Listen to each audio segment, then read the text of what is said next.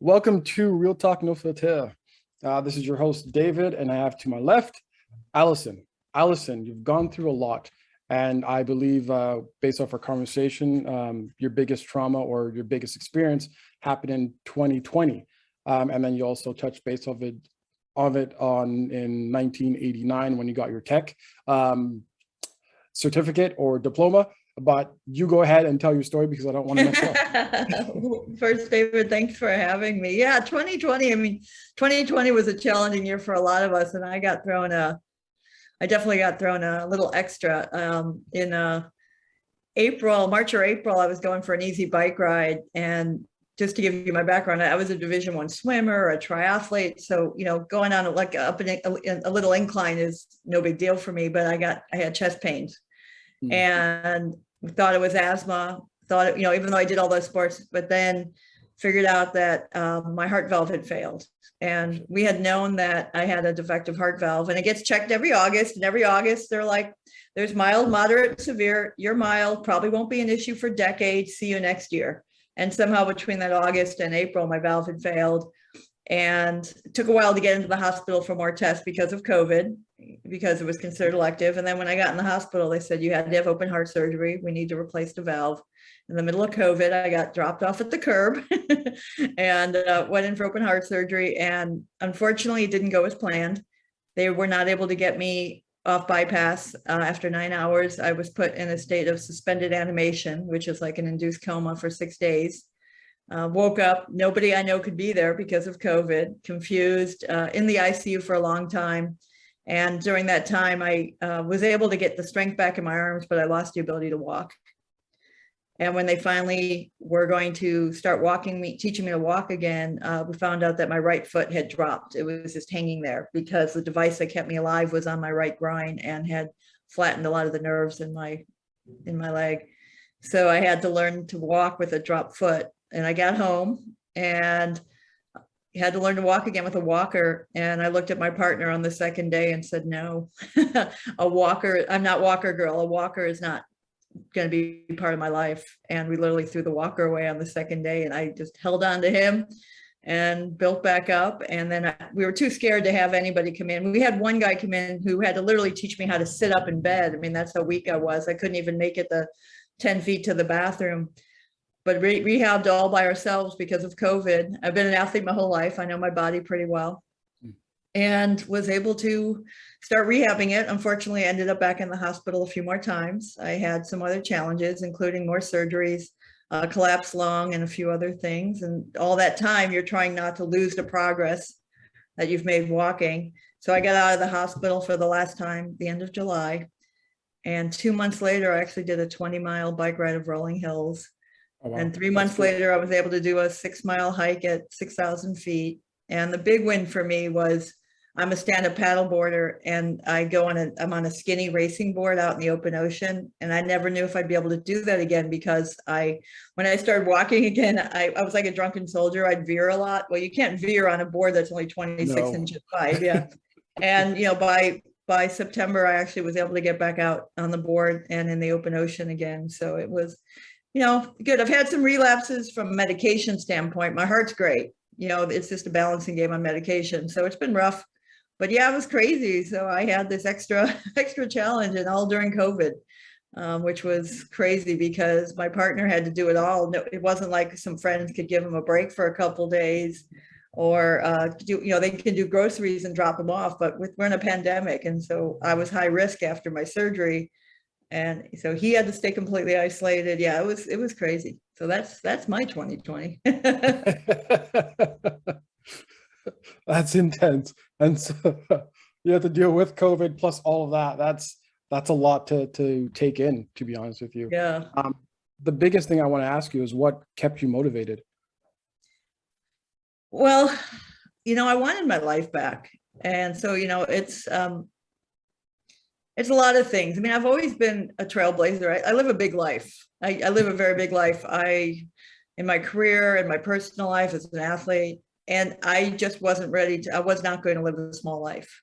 I wanted my life back. And I had just only been with my partner 5-6 months at that point, and this amazing person that was a long time to find, and a big vision that we had together with all the travels and athletics and all the things we were going to do. And I wanted that life with him. But it's kind of my DNA. I mean, I'm second generation American, but partially raised by an immigrant grandmother. So we were always pushed to do a lot. I was an athlete. I'm 5'4", which is short for a Division I athlete with asthma and scoliosis, but was a nationally ranked age group swimmer at 16. So I've just always found something inside of me, and I'm sure it was because of how I was raised to find that extra gear. And I think it's just part of the extension of that. That is awesome, and it's great to be an athlete, because I think we have that extra drive to push that a lot of people do not have, the drive to want to be better every single day. So when adversary happens, you're just like, no, it's not going to get me, because guess what? I've trained harder than this. I've been through harder than this. Competition's much harder than this, and I've outdone them. I've came on top.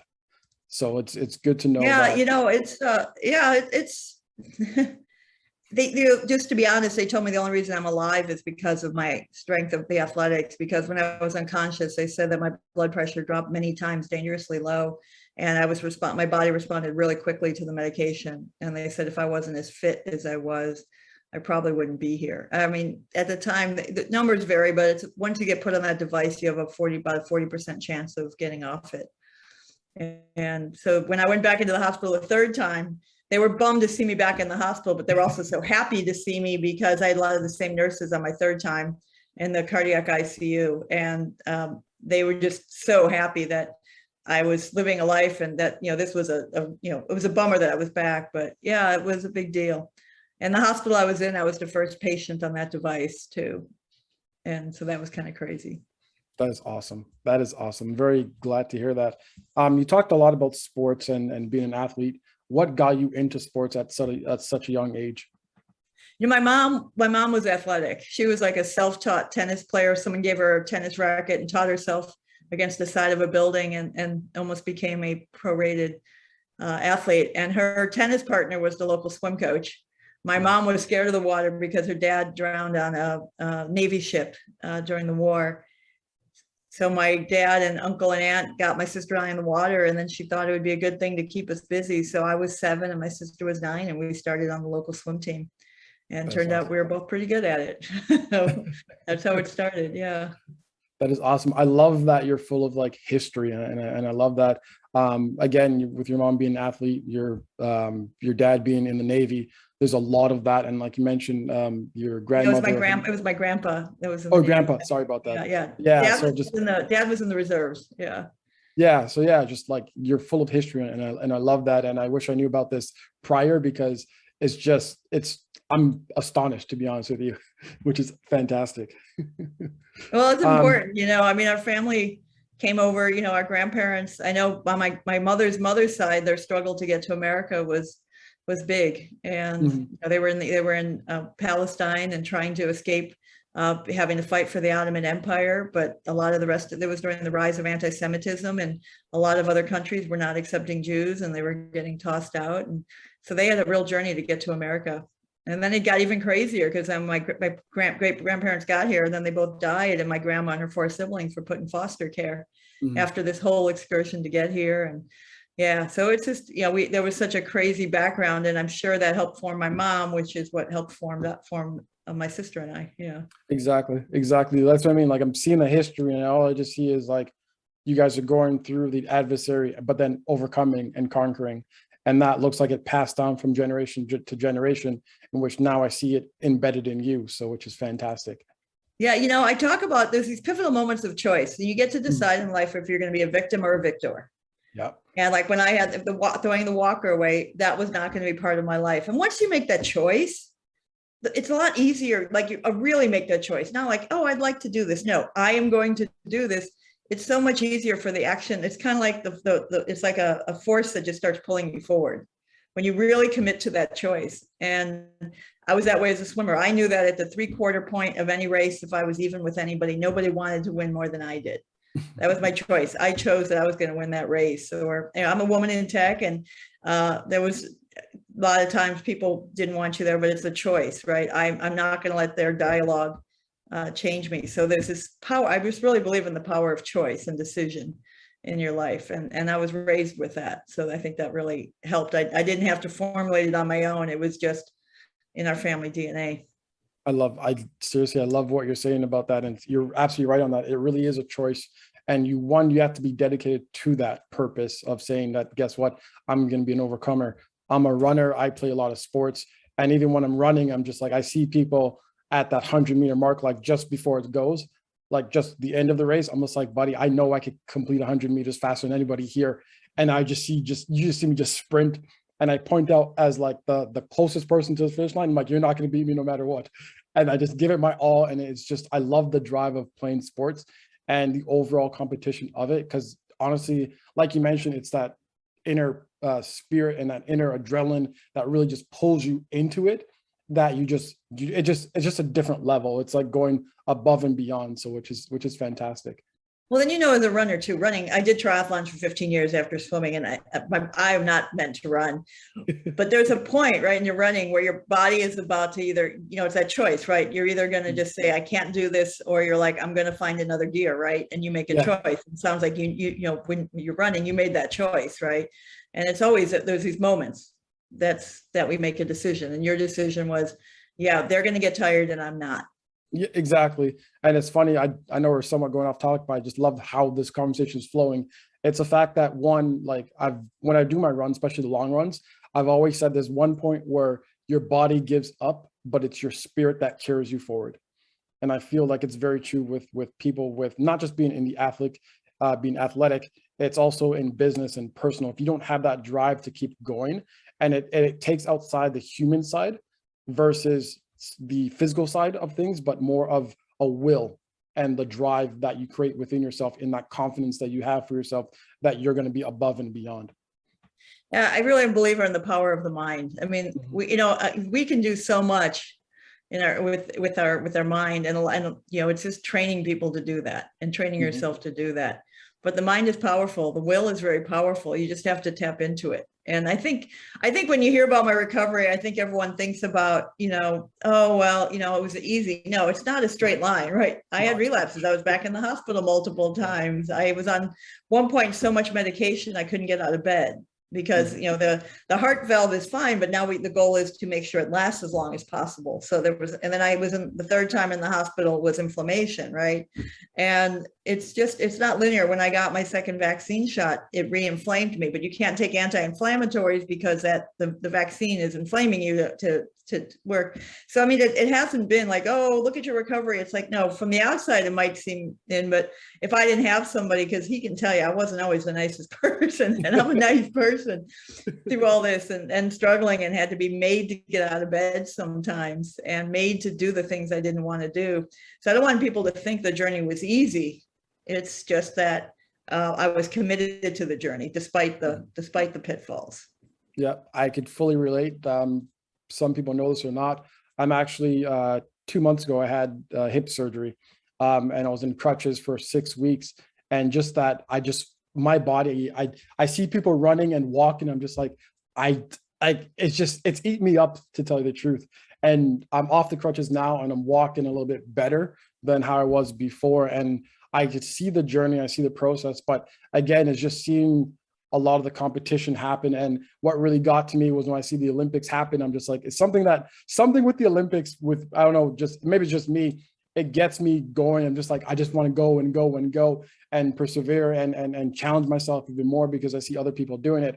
But it was hard. And to be honest, right now, it's hard because I'm not running right now. I still have 6 more months of physio to do.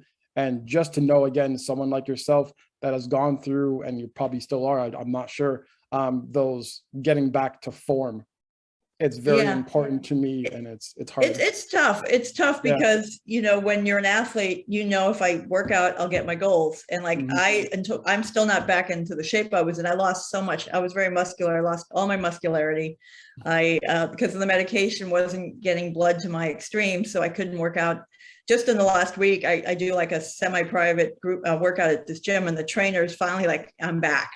Right. Now I don't have the strength back, but I'm able to work out at the intensity I like. And that might take me a whole nother year to get my back. I'm not in my 20s anymore. I'm not even in my 30s anymore, right? It doesn't, things don't recover as quickly.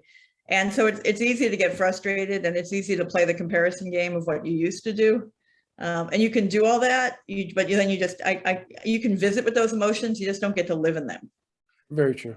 Very You true. can sit there and say, you know what, I want that. It's like, okay, well, I can use it to either pull me down or I can use it as fuel. And that's, again, a choice. Exactly. And to be honest with you, I love how you said that, because I'm not even comparing myself to what I don't want to come back to where I was. I'm planning on getting way better and just being above and beyond, to tell you the truth. So it's that competitive, even I'm competing with myself every day, and I love it. Going back to your heart valve and the open heart surgery, going into that and realizing, again, through all that you've done so far, and when you first realized there was something wrong with your heart, what was your emotions and your mindset going into that? It's really hard to believe. It's like an out of body thing, right? Because it's like I'm this really fit, healthy person. Like, it wasn't like I was unhealthy. I mean, it was a born defect. And so there was a lot of shock, and there was a lot of stuff that had to be taken care of. I had to get a will and a trust together. I had to have hard conversations about who's going to do my advanced healthcare. So there was a lot of busy work, and then there was logistics because, of COVID. And so part of the dealing with it was taking care of the steps, but it was also disbelief. I mean, I had to get dropped off at the hospital, and I just went into this numb mode. I think I've had an ability in my life to turn my emotions off, which is not necessarily good all the time. But I just had to go in there, and and there's some faith that, we really felt like I had the right doctor, and thank God we chose him, because he fought so hard for me to make sure I'm here. We actually we're friends with him now, because he fought so hard for me. But it really, that time is like, turning my emotions off was probably the only way to survive it, to be honest, because it was scary. I mean, I wasn't done, with my life. I've done amazing things. I've seen more and done more than most people will in multiple lifetimes, and I'm very blessed, but I wasn't done. And especially just meeting my partner and finding this person that I've been looking for so long. It was tough, but I just had to keep busy. I had to wrap up my clients, because I didn't want to have any clients I owed money to if something didn't happen. So I had to finish all that up, and I had to get all the, have those, who's going to get my dog? What happens to my money? I don't have kids, right? Who's going to make the decisions? Who do I trust that will do what's best for me, not what they want, And so it was a lot of stuff that had to get done. And we literally got all that done 2 days before. And at the same time, ironically, I was going for a certification. So I'm like, okay, I'm going to get my certification done before I go in the hospital. So that kept me busy too. And I actually got my certification 2 days before my surgery. It was keeping busy and trying to keep, and then just not, to be honest, just going into autopilot. Yeah. You're absolutely right on that one. It's like you said, you kind of go numb, because I think it's sad to say, like, sometimes you have to remove your emotions away from certain situations to analyze a situation, and therefore you understand, okay, I need to get this done. Therefore, your emotions, I honestly believe your emotions play a part in decision making, where sometimes you just have to get it away from it. Therefore, you understand these are what true priorities are. So I'm an engineer, so I let my engineer take over, right? I had to have a plan, right? What are the steps? So being an engineer probably helped me stay busy and organized through this process. Your company, Dare to Be, tell me about it. So I spent 30 years in corporate American tech, and we talked about this before we jumped on. I got a master's in engineering in like 1989, which was rare for women back then. But again, I didn't think it was rare. I think I told you a funny story. When I was in 5th grade, my mom got a phone call from my male math teacher saying that the boys don't like that your daughter raises her hand first with the answers in class. And my mom said, put her in the advanced class. And he's like, she is in the advanced class. He's like, I don't know what to tell you. And my mom let me go decades. I didn't learn that story until recently. And I just had an affinity for math and numbers. My high school physics and calculus teacher told me about engineering. And just like I never thought lifting weights was a strange thing for a girl. I never thought being an engineer was strange. I went in from engineering into sales, marketing, and leadership. I worked for seven startups, had 6 exits, which mean either they went public or got acquired. But I knew that my next phase of my career was going to be service, and it took a while to formulate it. I thought I was going to be a teacher, then I thought I was going to be a psychologist, and then I learned about coaching. And 5 years ago, when my dad died, I wasn't doing a good job for my company because I wasn't there to do my job. And I realized that I was really unhappy, and I was just doing something that paid really well, and I didn't enjoy anymore. So I took a month off and went on one of my adventures. I went to the jungles of Guatemala and the beaches of Belize, and came back and decided to go back to school and became an executive coach. The brand Dare to Be was funny. It was an LA freeway moment. We had a name for the company, and my neighbor is my editor, and she's like, "That's not your name." And I'm like, "It doesn't matter." And we're driving down the freeway with some friends, and I see a Dare to Be sign. And we look billboard, and I look at them and I go, "I think that's my company name." And they go, these know me for a while. "That's your company name." Because I dare to be. I'm a girl who dares to get an engineering degree when women, and dares to be the first woman at many companies, and dares to go off on her own. And so Dare to Be is about taking, the way I live my life and helping my clients find their fearlessness and find their strengths and find that things inside of them that they don't know to achieve things. And it's also finding your blind spots. I Dare to Be is also, are you willing to look at the things that might not be fun to look at? Mm-hmm. And for me, it's motivated because I wish, as a woman in tech and not having a lot of mentors as a woman, I probably got in my own way a lot in how I communicated and how I handle things, because no one was there. Women are often not given mentors. Men are more naturally given mentors. And though it is changing in some places, it's not in others. Mm-hmm. So Dare to Be is about being the person that I wish I had on my journey for others on theirs. I love that. That is fantastic. And to be honest with you, I'm pretty sure you're very successful in your whole company, because it's something I believe that we need in our society nowadays. Is one, we need to challenge ourselves. We need that empowerment to become better than what we were before. And I love the name Dare to Be. So that's fantastic. You mentioned also the biggest thing, I think, not the biggest thing, but one of the things I wrote down here is women in tech and women in corporate America. And I'm pretty sure you've probably seen it over the years, probably, hopefully, an increase of women in the workplace that you're around. Are you able to emphasize on anything that has challenged you throughout those years of career, one personally that you have seen, or personally that you have actually experienced? Well, it really is. There's no universal truth, right? I worked for some companies where gender or race or none of that mattered, right? It was just great cultures. And there were couple big companies were like that. The smaller companies, you didn't have time for that, right? Because we had, a mission to do, at least from my experience. But yeah, I was often the first woman in roles in my company, and some, earlier in my career, like the guys we were talking about it recently, like joking around when I worked for an aerospace company when I first got out of college. And they're like, "Well, we had a woman boss and we treated you fairly." I said, "Yeah, but you know how many times you made a joke about me being the woman quota?" And so you think you're being funny, but you don't realize that I already imagine in college, I'm a woman and I'm an athlete at a Division I school.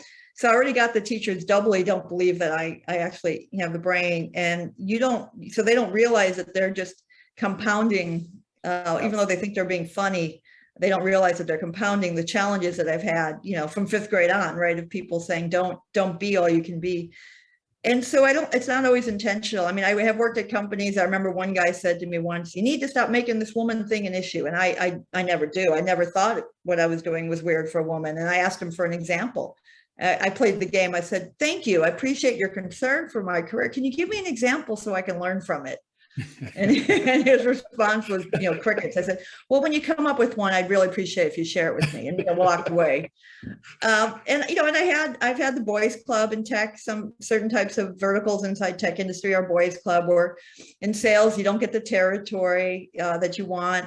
And I've been in front of clients before I moved into sales, I was in like the engineering support. and I'd be in meetings and the customer would be asking the male sales guy a question and I would be answering him, but they wouldn't make eye contact with me. They just kept talking to the guy and I'll just answer the questions or, just feed him the answers to do that. So it's different. I mean, I experienced some challenges later in my career that I didn't think at this point in the industry, in this point in time. I think the biggest challenge is that there's the unconscious bias. I mean, there are bad people, but there's just good people that don't realize that they're not making sure the women's voices are being heard in the meetings. They're not realizing that they're being talked over. They're not realizing they're enabling bad behavior.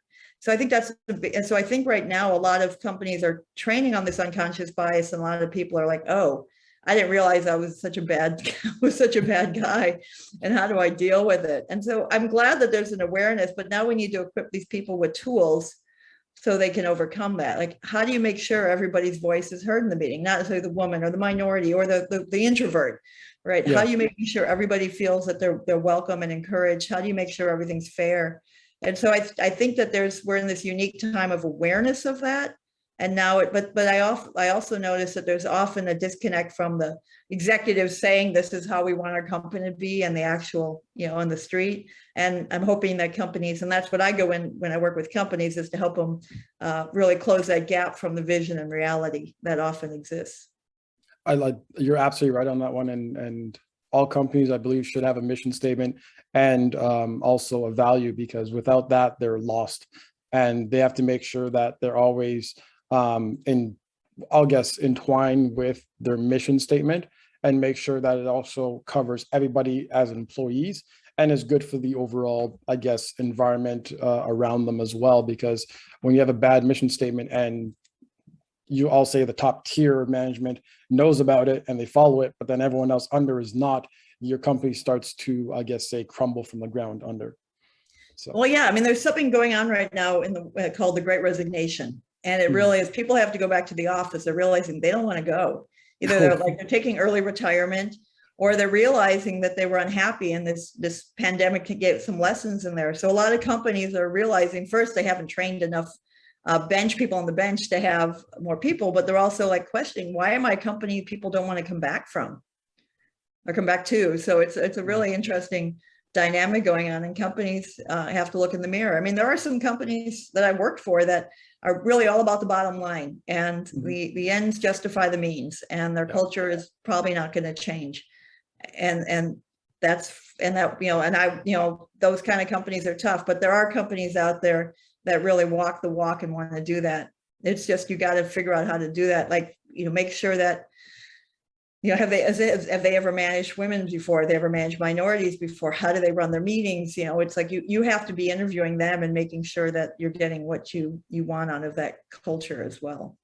I love how you said that, because a lot of people, again, they're going back into the workforce now that COVID has somewhat been, tamed in quotation. It's that we're so focused on, sometimes when you're being interviewing for a job, you just want the job, not realizing and asking those hard questions like, well, how do you treat your employees and overall? Because then you actually understand that it's not about the salary, it's really about the culture. And when you find a place that actually has a culture which you actually could jive and vibe with, then you are able to actually grow within that company. I've seen a lot of people that they interview again. They was like, oh, well, I get 6 figures for this, but at the end of the day, the big question is, are you happy? And if you're not happy, then what's the point? Well, I'll give you an analogy. It's like dating, right? It's like, well, I want to make sure they like me. It's like, and you're not deciding, do I even like them, right? Yeah. And with interviewing, it was interesting. I had a client at the beginning of the pandemic lost his job. Right? We were working on developing him for his leadership skills, and we did a value map. And so I think a lot of people talk about values, but they don't really understand their value. And you and I both might have the value of integrity, but what it really means to you and means to me is different. So we had built out a value map, and what we did is we created interview questions for each of those values. He has had his dream job now, never been happier, because he is now working, because it turned out like the company that let him go did him a favor, because he didn't really like the values there and he didn't really feel good there. And now that he was clear on what is important to him, and he knew how to ask for it, it's a dream. And so the understanding your values is really important. And that's the first thing, anybody that I work with, our first session is a deep dive on the values and building out this value map, because that's your North Star. It's really simple. When you live in alignment to your values, life works. And when you don't, it's harder. And usually if something's bothering you or upsetting you, there's probably a value that's been challenged. And so it's the foundation for all the work I do with my clients, is understanding your values and see how are you living into them right now. And one of the biggest challenges, people are like, well, I don't know if I can, I need to provide for my family, so I'm willing to maybe not enjoy the job as much. And what if, my favorite word, if you talk to him, is and. What if we had what if you can provide for your family and enjoy your job? And live in that possibility, and how do we create that? So it's, understanding your values is really important, I think, to happiness professionally and personally. You're absolutely right on that one, and I love that. Quick question. You literally, I feel like you've explored the world. Where's your favorite place you have gone so far? It's like asking someone their favorite child. Every experience is different, and every experience is magical. I mean, my dog is named Kiwi because I had gone to Australia once and stopped in New Zealand and fell in love. So, years ago, I quit a job to go hike the Great Walks of New Zealand by myself. And I didn't know how to backpack. So that's a whole other podcast, the interviews of the crazy stories there. So I'm a big fan of New Zealand. In the last few years before the pandemic, I fell in love with Guatemala. And it's this country a lot of Americans don't go. And there's some places you don't want to go, but there's some absolutely amazing, beautiful places with wonderful people. So Guatemala is great. I mean, I love Thailand. Indonesia was amazing. Bali's where most people go, but there's this other island, Lombok, and there's a volcano there to hike. And you actually get to hike into the crater, and there's thermal pools. You can be inside a crater. So I'm in an active crater, in a funicular, in a thermal bath. I mean, there's been these moments of all these places. But yeah, I mean, but I love Europe and the beautiful cities of Europe. I'm heading to Hawaii tomorrow. I can't get, when you live in California, it's an easy trip over there. And that's got so much beauty. We went to the Grand Canyon not too long ago, and that was amazing. So I love every experience, because I find the nuggets and the beauty in every experience. So it's hard to pick one. That is awesome. We'll definitely talk about all your trips one day. Any final thoughts that you'd like to share? Yeah, well, Dare to Be is not just a brand, it's a way of life. And so, any of your listeners that want to dare to be, I invite them, if you go to I Dare to Be More, which is the number 2, so idaretobemore.com, you can get an article about the one thing you might be doing that's getting in your own way, right? If you change right now, you can start getting out of your own way. So I'd love to give that to your viewers. So I Dare to Be More with the number 2.com, and learn the one thing you need to start changing to live life a little bigger. That's awesome. Alison, it's been a pleasure. Thank you so much. Thank you for having me. I enjoy our chat.